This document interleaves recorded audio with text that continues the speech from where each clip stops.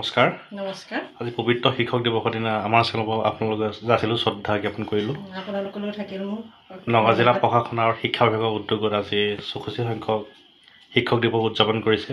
তাত আপোনাক কৃতি শিক্ষক বঁটাৰে 2025 বঁটাৰে সন্মানিত কৰিছে। লগতে আপুনি কোন বিদ্যালয়ত কৰে আৰু আপোনাৰ নামটো জনাওকচোন। মোৰ নাম শ্ৰী অৰ্পণা বৰা।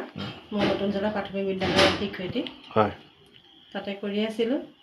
96ত মই জইন কৰিছিলোঁ। জইন কৰি এতিয়াই 29-30 বছৰ মই চাকৰি কৰি কণ শিশুসকলক পঢ়া শুনা কৰি মেলি বহুতখিনি আগবঢ়াই দিছোঁ নে নিদিছোঁ মই সেইটো কথা নাজানো।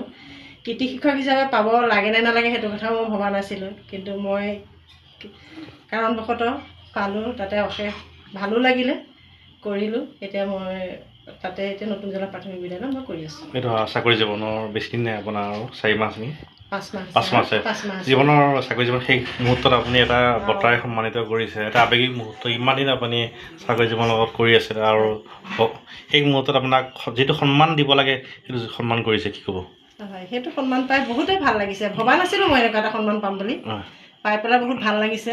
সেইটো সন্মান পাবলৈ বহুত ভাগ্যও লাগিব। এনেকুৱা এখন সমাজ পাবলৈ শিক্ষক সমাজটোতো পাইছোঁৱেই মই, কিন্তু সন্মানটো পোৱাটো বহুত ডাঙৰ কথা। সেই সন্মানটো পাই মই বহুত সুখী হৈছোঁ। সেইটো হয়। এইখন বিদ্যালয় আপুনি এইখন বিদ্যালয়ত কৈছে না বেলেগ বিদ্যালয়ত? মই 46 নং গোজাৰগাঁও প্ৰাথমিক বিদ্যালয়, মোৰ গাঁৱৰে স্কুল আছিল। সেইখন স্কুল উঠি গ'ল। উঠি যোৱাৰ কাৰণে মই নতুন জিলা প্ৰাথমিক বিদ্যালয়ত জইন কৰিছিলোঁ। এতিয়া সেই ফালৰ পৰা প্ৰত্যেকে চিনিও পায়, মোক চবেই চিনিও পায় বাৰু।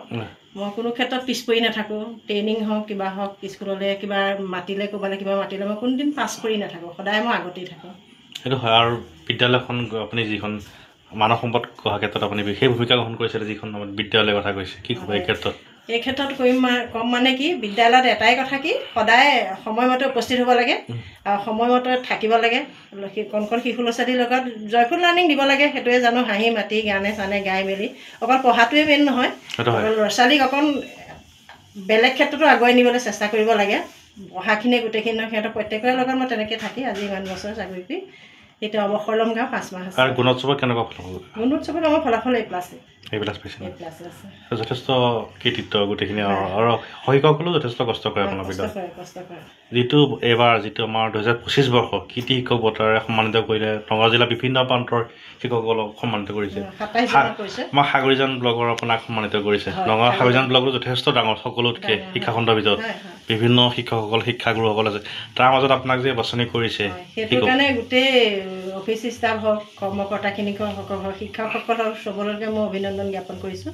মোৰ ফালৰ পৰা যথেষ্ট তেখেতসকলৰ প্ৰতি আন্তৰিকতা জ্ঞাপন কৰিছোঁ। ঠিক আছে, ধন্যবাদ।